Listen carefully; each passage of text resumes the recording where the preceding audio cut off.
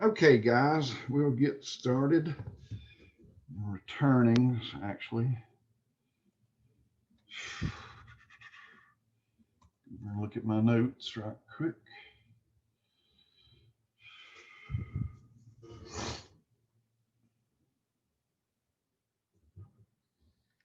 Mixtures.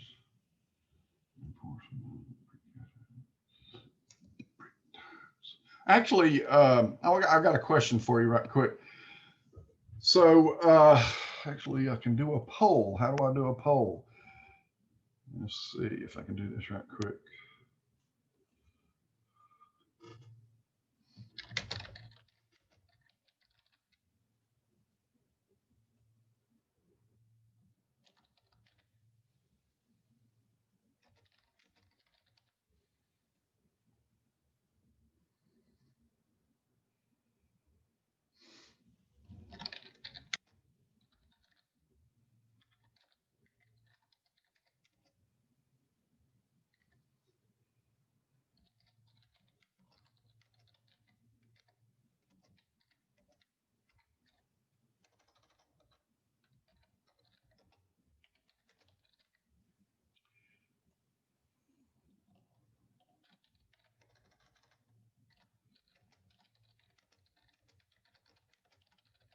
All right, so I've had a couple of questions. You can do this anonymous.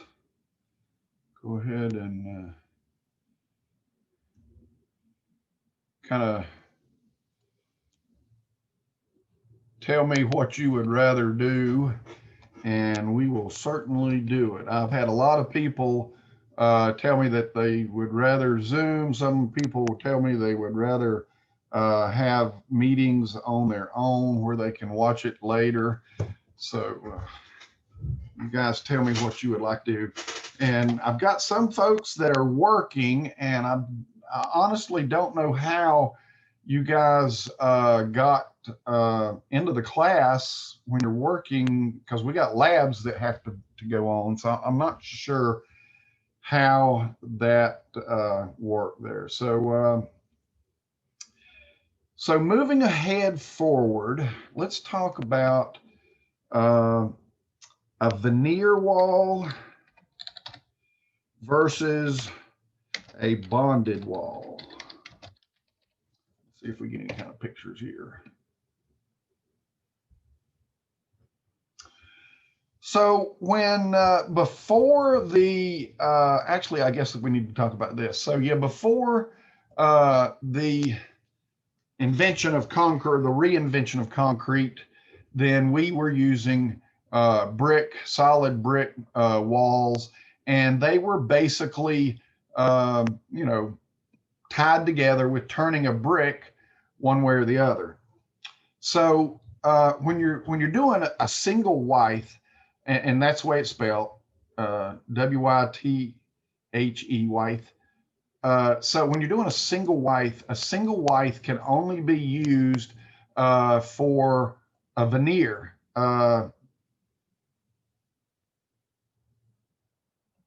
And so let's see, here is a veneer.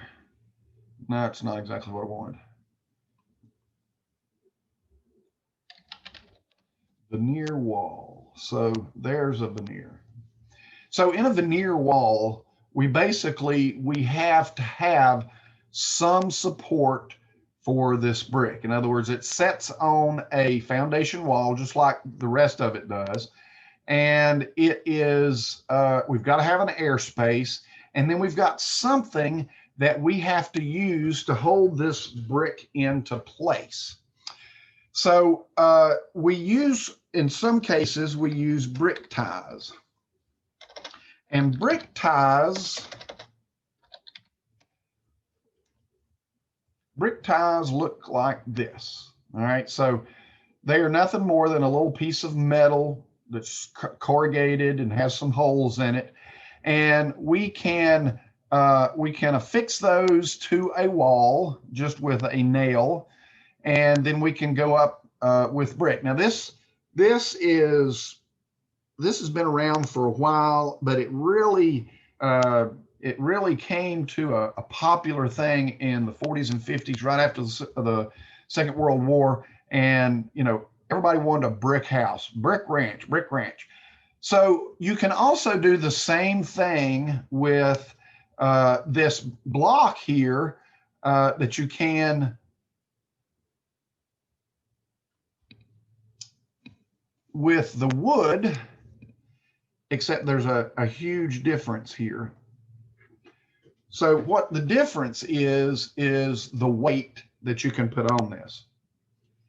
So if you are doing a veneer wall,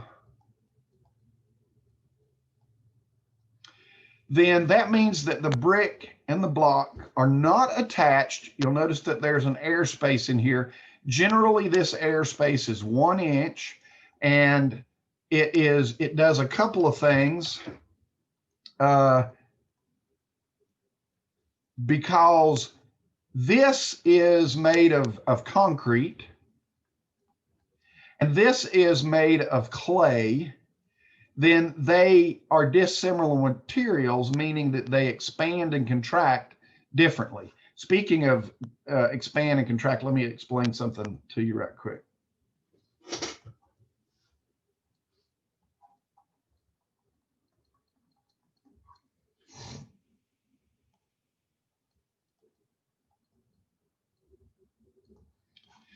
So we have materials that we use today, and some of them are organic, such as the wood that we use, okay? 2x4s, 2x6s, all of those are organic material. The mineral stuff that we use is concrete. We use CMUs. So CMU is concrete masonry unit. We'll talk about that a little bit more, and brick. So movement is what I'm getting at here. So organic materials will move with the presence of water. Minerals move with the presence of temperature. So if the temperature goes up and down, these will swell or shrink depending on the temperature. Now, of course, we know that, when we warm something up, it's going to expand. When we cool something down, it will shrink. When we saturate wood, it's going to swell. When we dry wood, it's going to shrink. All right. So any kind of organic material is going to move with the presence of moisture. Any kind of mineral material is going to move with temperature. What is the one mineral that expands and contracts both in extremes? Okay, so water. Water expands when it boils and when it freezes. So this H2O, this water, is in the organic material, meaning that if it freezes, this wood is going to expand even more than it would if it just had water alone in it. Okay. If water gets into these materials and it freezes, I'm just going to take boiling out of it because hopefully we don't ever deal with 212 degrees in a building somewhere. If it freezes, then this is going to just pretty much crumble. It's going to swell. It's going to break. All of these are brittle, very, very brittle. And when they get the presence of water in it, if the water freezes, these just, done deal, gone. Okay, so just remember that when I say movement, if I'm talking about wood, I'm talking about the presence of water. If I'm talking about movement in a material, I'm talking about temperature. Now, I'm not talking about extremes. We don't want to even get freezing temperatures in there or freezing water in there at all. So I'm talking about temperature. Now, Brick is made of clay. Concrete is made of limestone and everything. You know, we've talked about that, limestone, rock, and sand. Clay is a very, very super fine material. And because this is super, super, super fine, and because these are a little not so quite so fine, then the clay is not going to move as much as the concrete. So we're going to have a little movement, and we're going to have more movement. I won't say a lot, but we're going to have more movement. So when we're talking about these pictures here, then this is not going, we'll give it a number. We'll say that this is going to move 50% and this is going to move 100%. Now, you know, it doesn't, but I'm just giving it a number so that you understand that these two move at different rates. And that is what this airspace is for. Now, when we put this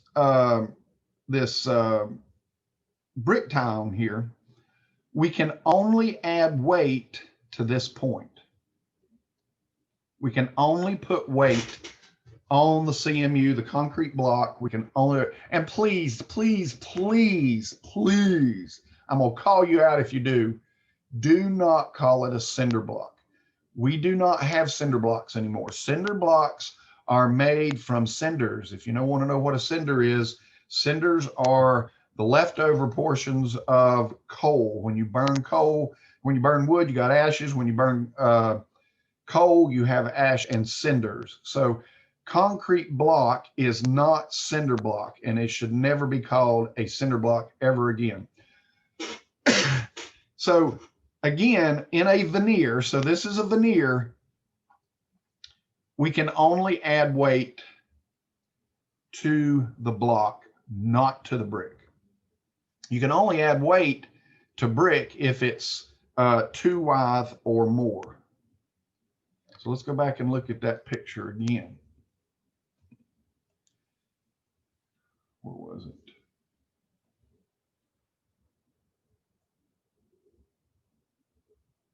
Yeah. Okay, so we cannot allow weight to this. Remember that we were talking about the other day, as far as a footing is concerned, a foundation wall, it has to be 8 inches before we can add weight to it. A foundation wall, a bearing foundation wall, cannot be less than 8 inches. This brick will not do it. 2 bricks can, but they can't be held together with a metal tie, which I just showed you. But if we bond those together, then we can start putting weight on it. So let's look at a different way of doing our bond here by using what is called Durawall. Durawall is a name brand, though. Durawall is basically nothing more than this wire that's put on top of a block, much in this fashion here, that helps the block be able to withstand lateral motion. So let's look down on a wall here for just a minute. We have a CMU wall. And again, that is concrete, masonry, unit. CMU. And we're going to put this Durawall or lateral support in here, and it comes in different shapes and sizes. We can have the Jacob's ladder, what I was drawing just then, or you can have just the regular ladder top. And it's sometimes called lateral reinforcement too, so, or ladder reinforcement, not lateral, but lateral. It is called lateral sometimes too. But you have all sorts of different shapes and sizes on here. And so what is this purpose? The purpose is that if we're going to backfill this wall, and let's look at a wall here for just a second. We're going to look at the wall straight on. So we're looking at the elevation of the wall. And in this elevation, I'm going to do a running bond here. I'm going to talk about that as well here in a minute.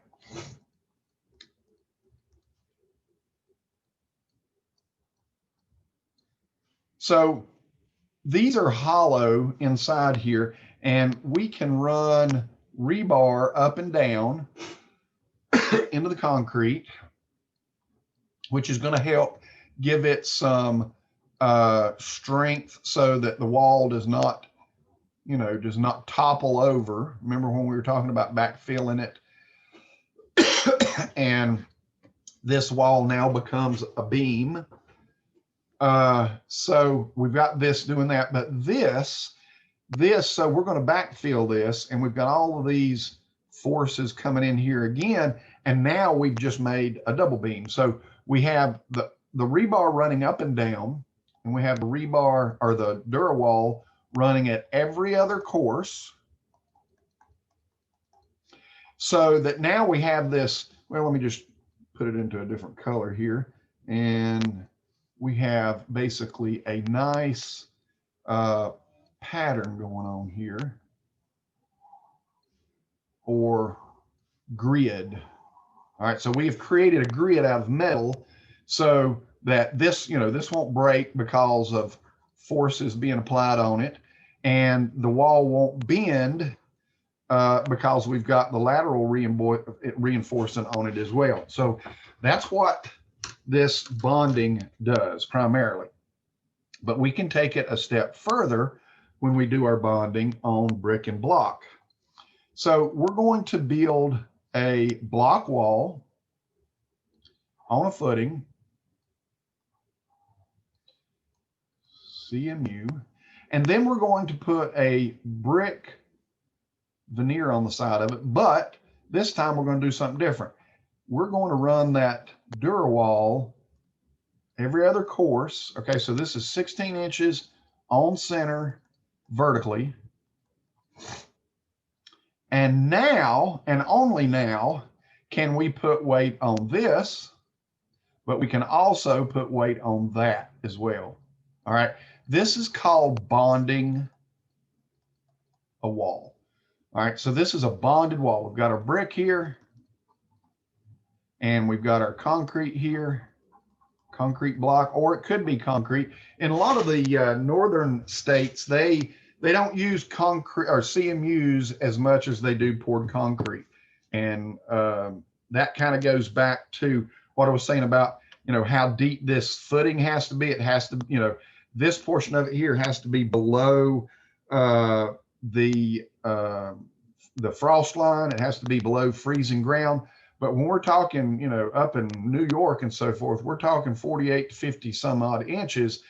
So when we pour this, we're going to go ahead and just pour this as well, so we don't have to get down in this hole and do the block work. We can just form it up, and then we pour concrete in here, and that's the that's the end of it. We don't have to worry about it anymore. Cover it up, be done with it. So let me give you some examples, some real world examples on that. So this is a different type of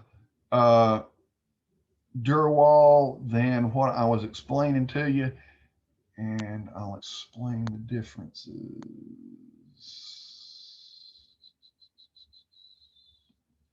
Let me open up this one. Okay, so this we've talked about the brick tie, and this is what is called hook and eye. It can still, you can still use the same thing. You can put weight on this wall now because you've bonded it to the brick. Even though we have some insulation, this is like 2 inches of insulation in here, as well as a 1 inch air gap. But we're tying this together. It's all tied together with what is called hook and eye ladder reinforcement or Durawall. And then we have the solid type, and this is kind of a pain to do. So most of the time, the concrete block is put in first, and then the brick is added afterwards. But we've got all of this sticking out as we've put the brick in there, or the block wall on there. So sometimes this can kind of get in the way. We've got to make sure that we get our brick and our block lined up together, and we'll talk about those when we get on to that. Another type of solid, it's much like the hook and eye, except it's solid. These are welded on. And I can close that one. So you've got this type, and both these two types are solid. And then you have the hook and eye, which you can put this on, and then this is not in your way until you need it. There's a little bit of movement so that you can get this just right. And it's not perfect in line with the block, but that can cause the problem. And then we're tying it together with wall ties, but we cannot put bearing on the brick at this point. That's what it looks like when it comes to you. It's just going to be on pallets. And again, they are generally put at 16 inches on center. Let me go back down here and talk more about this 16 inches on center. You know, a minute ago, I was telling you about we could put rebar in here. Oh, I know why I can't do that. I'm trying to use the mouse, and I need to be using my pen.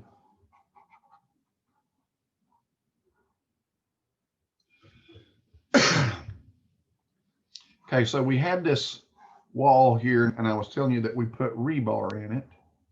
And this rebar, there is no set amount of rebar that we put in here. There's no set size on that. There's nothing really.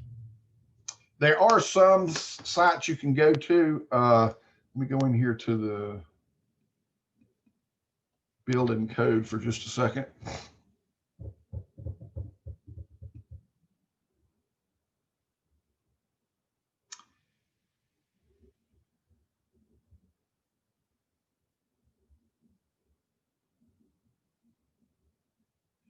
I was thinking it showed me how much rebar to put in. Wait a minute. Okay, so in these particular cases here, this is plain masonry, so there's no reinforcement whatsoever.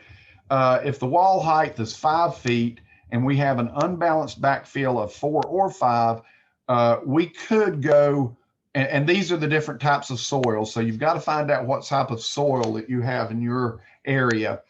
And that can change, especially in Western North Carolina.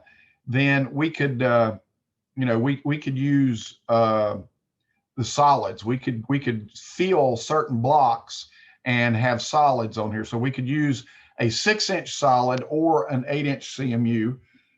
We could use down here, we could use 10s or 12s.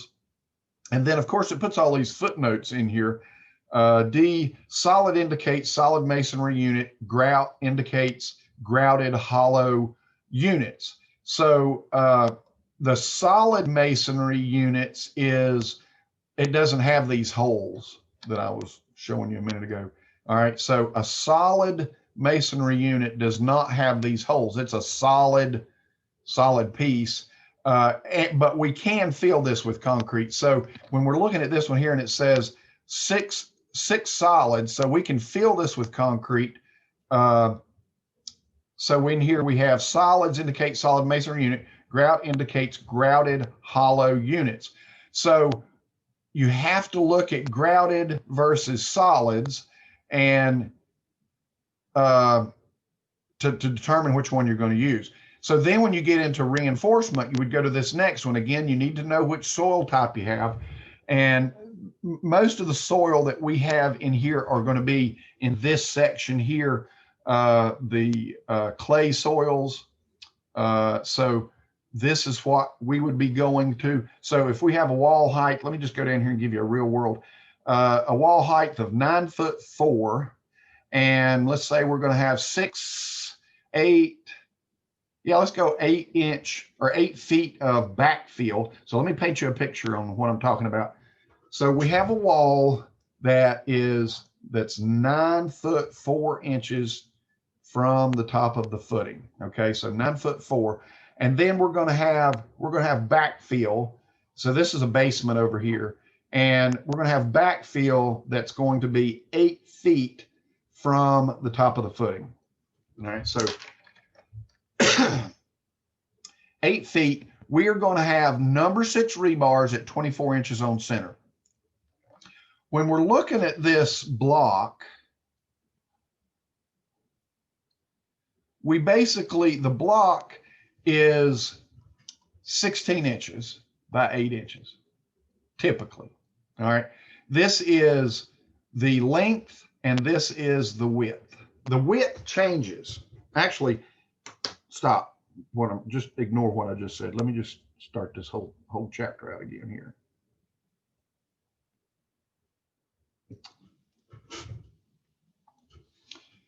Let's look at the face of a block. The face of the block is 8 inches nominal and 16 inches long nominal.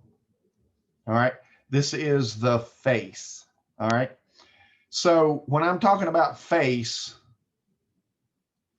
I'm going to take it a step further here. Didn't want to do that. Take it a step further. Come on. Let's draw it in 3-dimensional.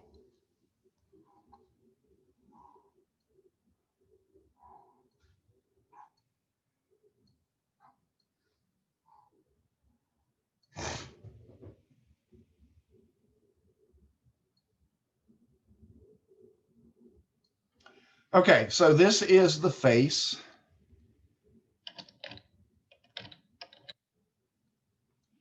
This is the side. And this is the top. So I'm going to cut through this and I'm going to show you a cross section of the block.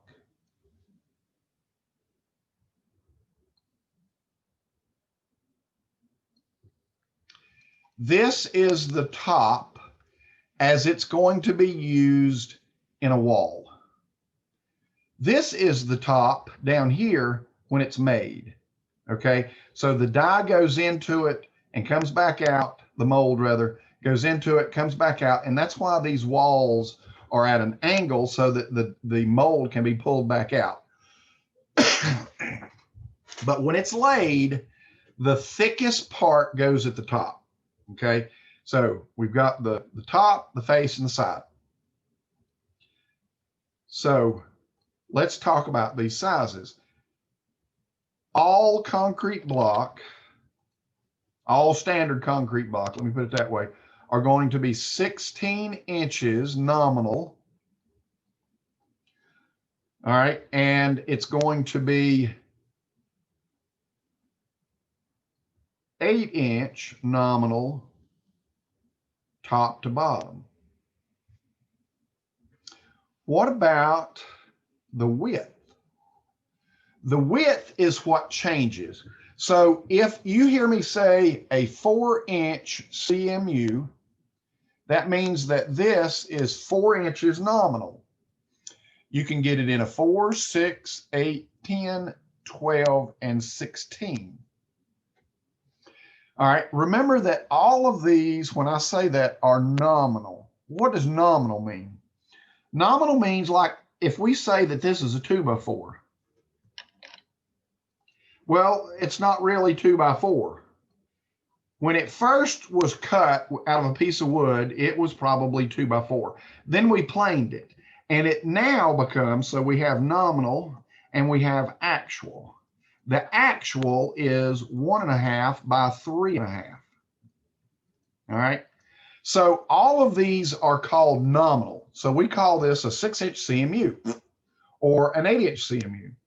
That means that this width here is whatever it is. So 8-inch CMU, that means that this is 8 inches nominal. Why do we not go by actual? Because actual, we don't go out and ask for a 1.5 by 3.5 stud. We go for the 2x4 stud. It's just simpler to say. So actually, this thing is 15 5/8 long. It's 7 5/8 tall. And these are less 3/8. So in other words, Our 8-inch CMU is actually 7 5/8 from side to side. Why is it made 7 5/8? To allow space for the mortar joint. There you go. So you guys are in Asheville. You guys know how big your joints ought to be made, right? Everybody should be rolling their own joints, and they should all be 3/8. So if you get one of them little bitty tiny joints, send it back to them, tell them to roll it again, because they're all supposed to be 3/8. This is called a head joint. When we put them side to side, I'm sorry, I must be smoking that stuff. Go back here. This is a bed joint. And when we do a joint along the side of it, this is called a head joint. All right, so a good way to remember that is when you're up and awake and your head is up and down,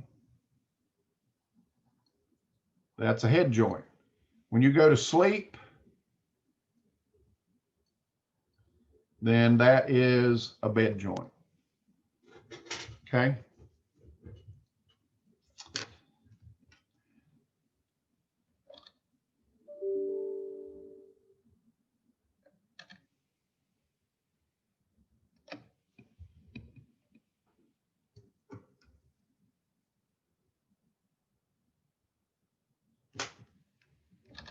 When we were talking about concrete a minute ago, if you'll remember, we have 1, 2, 3. Okay, so when we're talking about concrete, we had 1, 2, 3. 1 cement, 2 sand, 3 stone. Now let's talk about mortar. Mortar is that 3/8 of an inch joint, and it goes by 1 to 3. 1 part mortar mix, and mortar mix is a little different than cement.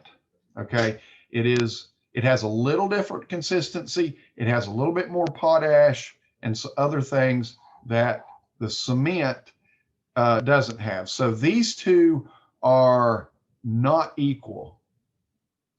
Okay, they're similar, but they're not equal. This number 3 here is the amount of sand that we put in, which is equal to, to the sand that same side of sand. This has to be mineral sand. It cannot be organic sand. Now, what in the world is organic sand? You go down to the beach and you play in the sand. That is considered organic sand. It does have mineral sand in there, but it also has shell. It has little, stuff that came out of the ocean, whale poop. It's got a whole bunch of stuff in it. It's not pure sand. It hasn't been purified. So you can't use this sand. Well, what about river sand? River sand is exactly like ocean sand. It has way too much organic material in it and cannot be used for masonry work. So when I talk about mason sand, when you see mason sand, you'll know it because it's this color, all right? Especially around here. It has this reddish tint to it. Not all mineral sand does. I mean, you can get white mineral sand, but for the majority, most mineral sand is going to be reddish in color in our area, okay? So when we're talking about this sand here, make sure that it is a mineral sand.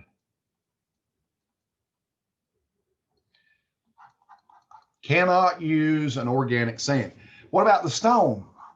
0. All right, we wouldn't be able to lay block very consistently if we had some great big old piece of monstrosity rock in the middle of it that was going to stop us. So we have no stone whatsoever in mortar. So it's all just mortar and sand.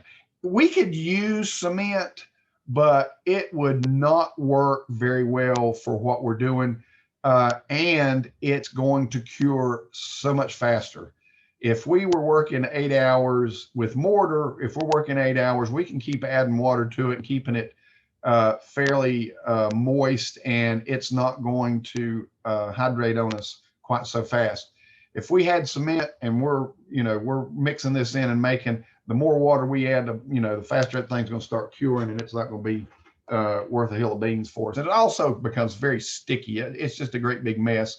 If you smear it on the block, you're just not going to be able to clean it off very good. So mortar is the best type of mixture to do with your sand, so that you end up with a good mason mix. Now you can buy masonry, mortar already mixed. It's fine. You can buy it already done. Now you go down and you can buy Quickcrete at Lowe's or Home Depot and use it just fine. It's got the sand and the sand and the mortar already in there.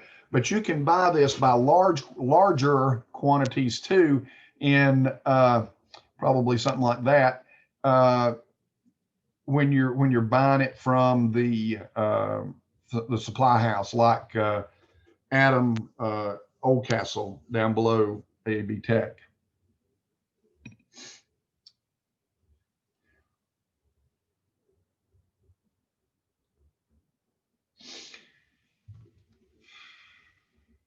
All right, I'm going to stay on mortar for just a little bit here, and let's keep talking about that. Notice this says type S. This here says type N. So there are different types of mortar mix. And so you need to kind of know what to use and what not to use. And here are some of the mix ratios in that, kind of give you an idea of what that is like. And where do we use it? Wow, I didn't expect that to work like that. Let's try that again. There. Okay. So the different types that you're going to have are these. Now, what do we actually use in construction is going to be S and N primarily. S is underground.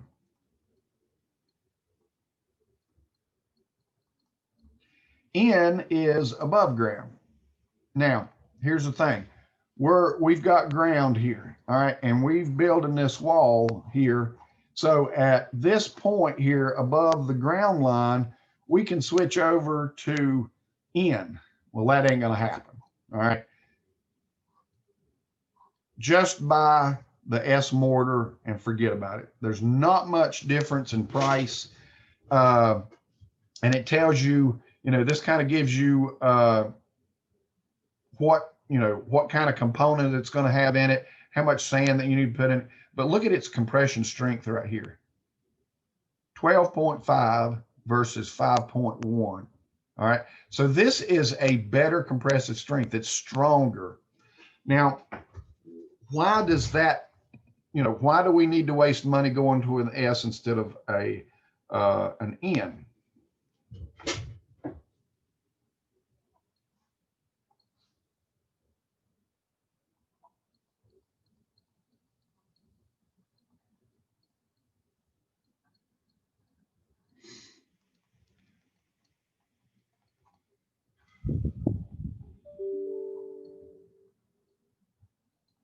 Now, do you want to be good at something or do you want to be great at something? There is a huge difference between good and great. I'll just go ahead and give you this spiel here. The code, all right? This is the building code. I was at Lowe's one day and I'm helping out this woman, and this arrogant guy come up to me and kind of took over, and he said, I'm a contractor. I'm a licensed contractor and I build by code.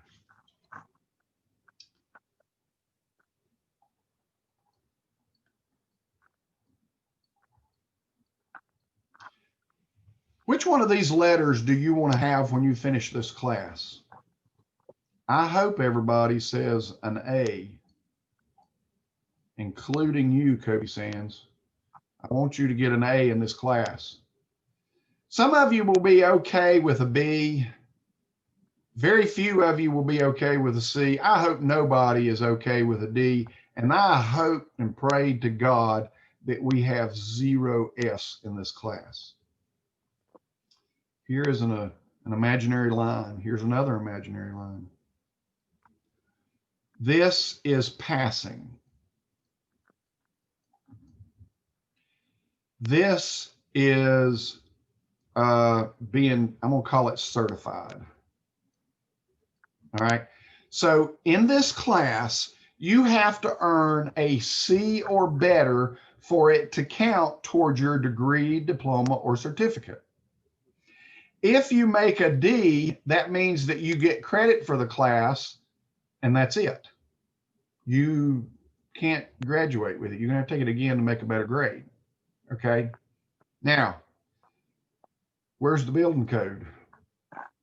Is it here? Nope.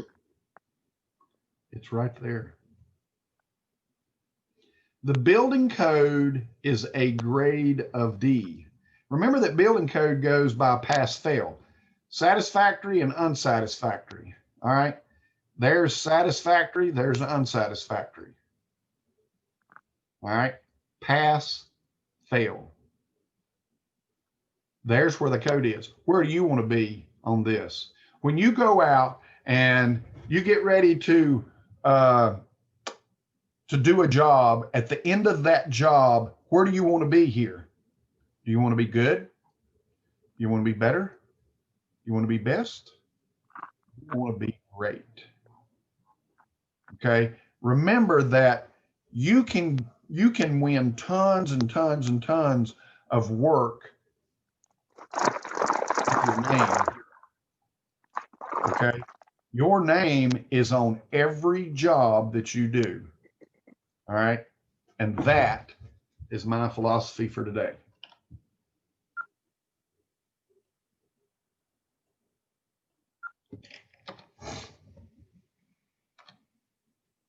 Okay. So which one is best to use? M. No, really, you can use S. M would be best, yes, but M is really more expensive because nobody uses it. You've heard the old saying that supply and demand, keeps the prices good. S is going to be your best bet, and that's just mostly sold, so it's going to be the easiest to get a hold of. Not over S. I mean, S is the easiest. I mean, N is the easiest to get a hold of, but you don't need to have 2 or 3 different bags of concrete on the job site. 1 is fine. S is great. When we get out there, we're going to learn how to mix this by hand as well as using a mixer. So I want everybody to understand how to do that. Kind of jumping around a little bit. Somebody's beeping.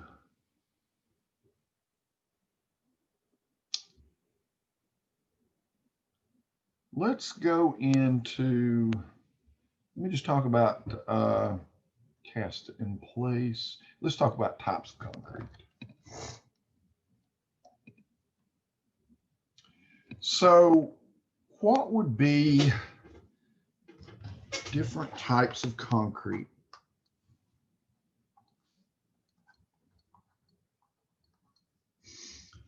We have cast in place.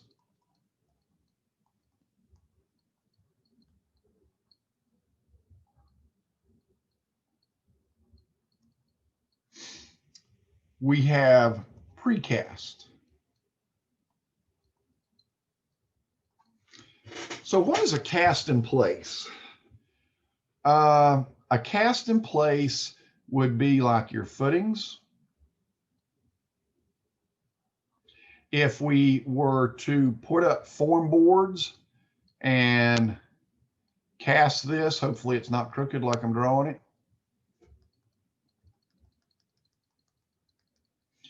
If we're going to add, you know, a slab. So cast in place is really walkways, footings,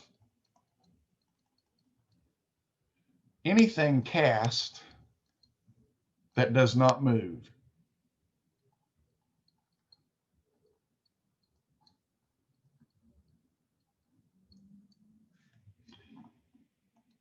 What is precast? Precast is your gnomes.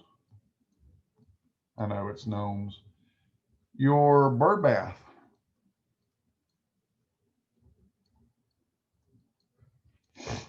It could be your beams.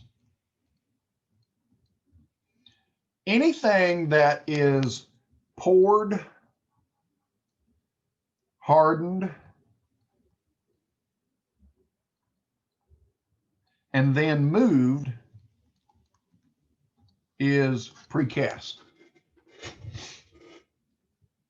Now let's break it up even more.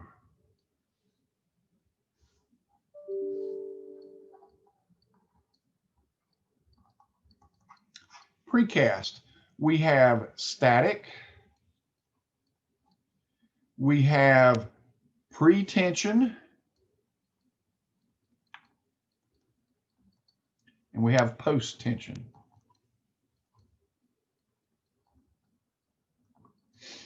Static is your bird bath.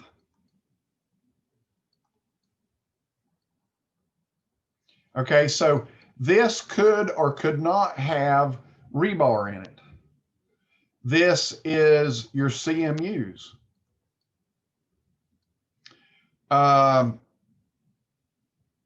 CMUs have no reinforcement in it. You could be your septic tank. Septic tanks do have reinforcement in it.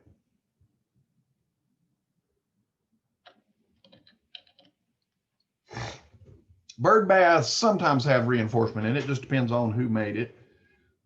So we definitely have reinforcement in the septic tank, sometimes in the bird bath, but these are static. These are under no pressure at all whatsoever. Now let's talk about pretension, post-tension. So in pretension, we're going to set up a form and we're going to put a cable through it.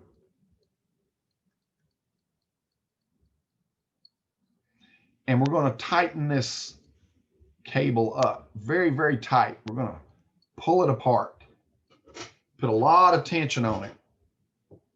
Then we're going to pour it. We're going to let it set up, and then we're going to remove this. So in the end, what happens is those two pieces that were pulled apart are going to try to snap together. And I'm showing you this in extreme. It gets a little curve on it like that. Why do we have that curve? So that when we tension it or when we load it, then this thing is going to level out and it's going to be exactly what we want. All right, so the tension is put on before the pour. What about post tension? Well, it goes just by the opposite of this. It's done after the pour. All right, so such things as bridges, that's about all I can think of right now. Bridges, some beams. We have a lot of beams that are done this way, post-tension. So that means that they pour the concrete, and it may have a cable in it. And then after it cures, we're going to push this in by means of a bolt or something, and we're going to end up with pretty much the same thing there. This thing's going to want to cant just a little bit. So there's a lot of this stuff in our world that have this cant on there. We just don't think about it.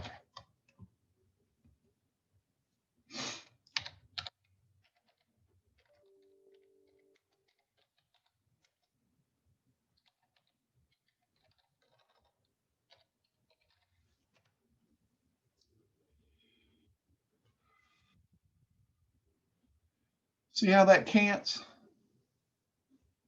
Why it changed? Oh, it's changing. You see this, you can really see this dramatically when you're going down the interstate and you get near one of these things when you're passing it. You can see how that thing just curves. That's not curving because it's not hooked up and it's just hanging over here. That's the way it's made. These pieces of steel are made in such a way so that when you load it, they become straight.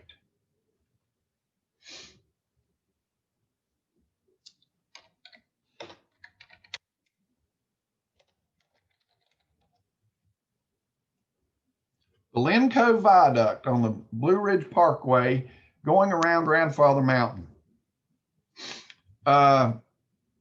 This is a viaduct. A viaduct is a bridge that closely hugs a mountain, but not necessarily like a bridge. It is a bridge, but it just basically winds really closely beside of Grandfather Mountain. And the reason was that they didn't want the Interior Department of Interior coming in here and just blasting these rocks all to pieces to put in a road like they've done everywhere else. So Grandfather Mountain at the time was a privately owned land, and as you know, when you go into the Blue Ridge Parkway, there's tons and tons and tons of tunnels.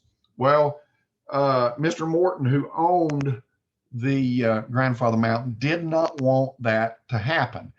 So he agreed that he would help them meet the price of this beautiful road through here. This is just crazy, right? So this thing in itself is magnificent.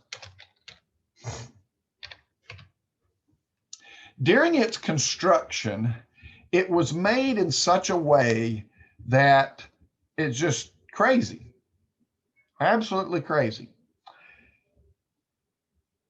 Notice where the crane is.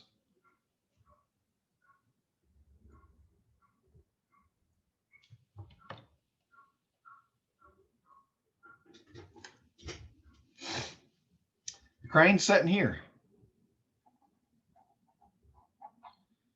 Right there is the last pillar. How is this being cantilevered way out here like this? Inside this, there are huge, excuse me, cables that run in here. There's 4 of them actually that run out through here. Each time a piece of this is put on, then a new cable is, or it's not a new cable, but the cable is extended to attach to the new section that's going on here.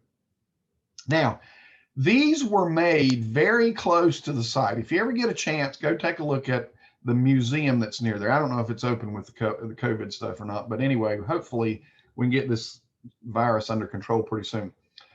These are made These are precast pretension.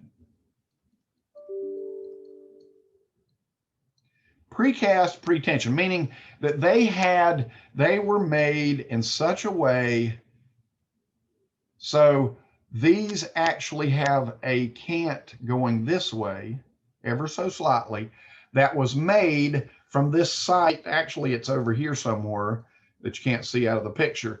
And it has reinforcement going in here and was pre-tensioned. Now we start putting these all together, and this as a whole is now precast because all of these were made beforehand. They are pre-tensioned. These sections here are pre-tensioned, but then we're adding post-tension stresses to it to hold these together so that the crane operator can move right out there on top of it. Let me show you some other pictures. This is a really cool design. And like I say, if you get a chance, go out there and look at it. There it gives you, you know, this is how it's done. I mean, it's just really cool. And the pictures are worth 1,000 words. To go out there and see this thing, there's those, actually there's more than, I thought there were 4. There's more than those. I've walked down through this thing, not legally, but I've walked down through this thing, and it's, you know, I thought they were 4, but obviously not. These things, I mean, look at how big these nuts are compared to this guy's head. All right, that's the nut to this thing. Crazy. See all these other little holes? Wires, once it's all said and done, wires are sent back through this entire thing, and they are also tied together to make it even more precast. This is the top cap block on this bridge, and if you'll look very closely, there is a cone shape here. So the cone shape, let's find a better picture of that underneath. Maybe. Okay, right there. Let's blow that one up. Okay, so there's that cone shape.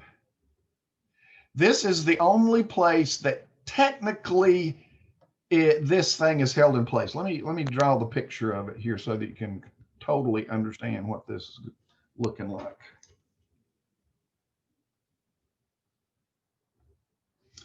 So here we've got the section of our road.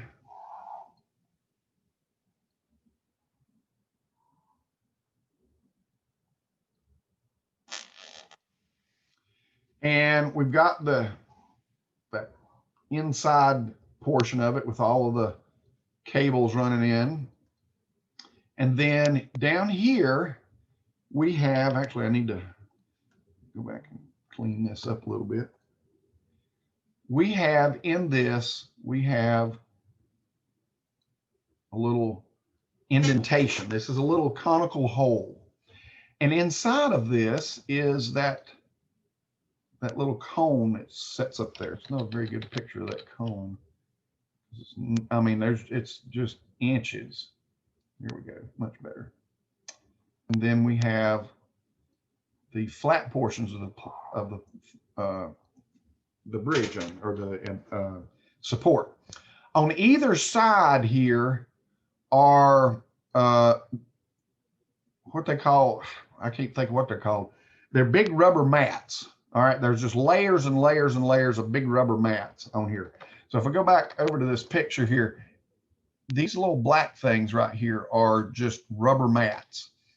So the only place that this bridge is technically attached is right here, and it's not actually attached. It just sits on there. This thing free floats. All right, these things can move. Just so you know, anytime you look at a bridge, one side of the bridge, all right, so you got the bulkhead here.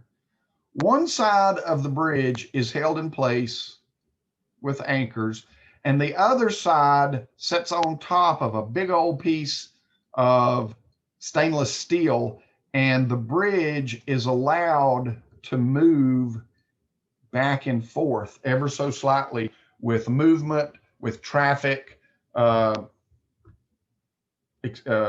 temperature, all of that. Only one side of that bridge is actually connected to anything. Now, if we have embutments in the middle of it, then different sections, this section will be, it will slide back and forth here, but this one will be hard, and this side down here will be able to slide back and forth.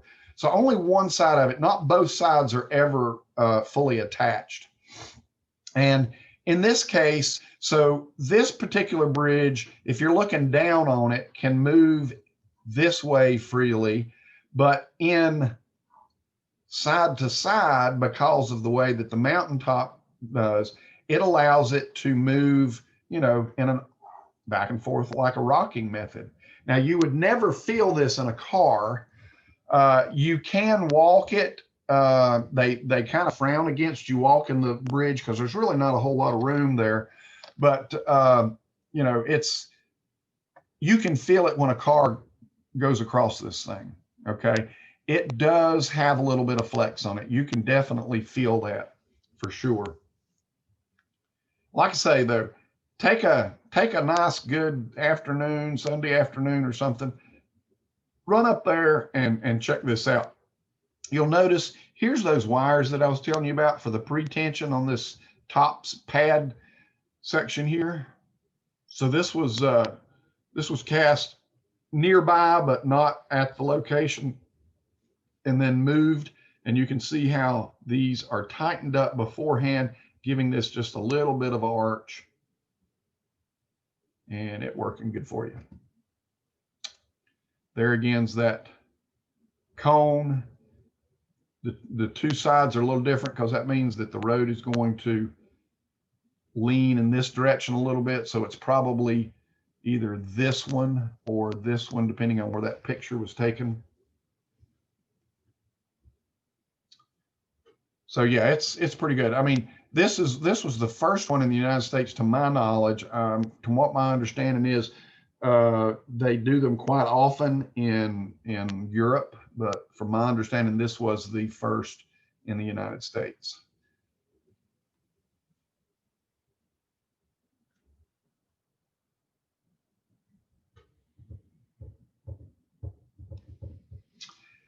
Well, I've talked for 2 hours, and I think I'm going to hold off. So what I want you guys to do is start working on this. It's open now, and start working on this, and I will come back on Wednesday. Today is Wednesday. I will come back on Monday, and we'll kind of go through here. If anybody's got any questions or anything, then absolutely feel free to let me know what you think on this, and then I'll go back and try to find that poll that I asked.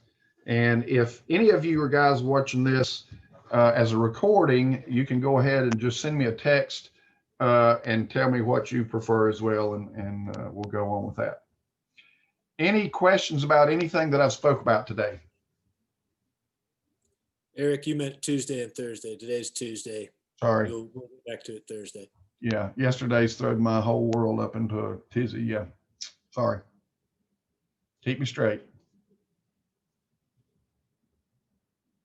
Okay, guys. Hey, I do have a question about Go ahead. The quizzes at the end of these. You got due dates on those or no?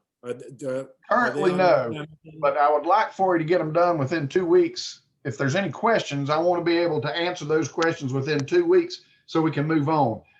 I've had students in the past wait until the last week of the semester and say, hey, back when I'm doing this test on masonry. I'm like, but now, I mean, at least there's recordings. At least you can go back and look at that. So, but yeah, try to get those done, within 2 weeks if you possibly can. Great, thanks. Any other questions? Going Got a once? little anecdote for you. What's that? I was working in Atlanta when they discovered that the buildings that they built in 1996 for the Olympic dormitories that were then the Georgia Tech dormitories, they'd done all of that brickwork and nobody had put any of the brick ties into the veneer. The brick ties were there, they'd been installed on the walls, but the brick ties hadn't been put up into the mortar joints. They had to take down all of the brick on all those buildings and redo it. That was a bankrupt company right there, I'd say. That's how fast they were building in 96 for the Olympics. Wow. Crazy. Goodness gracious. Yeah, I've probably got some of my own sad stories, you know, that I've heard over the years, especially here in Burke County. I mean, it's just nuts, you know. So It's just yeah, all I could think about when you showed me that diagram. yeah, I hear that. Well, thank you for sharing that. Absolutely. It was good. Yeah. Okay, take care. Thanks. All righty. You guys take care and we'll talk to you later. Bye. Thank you. Bye-bye. See ya. See you.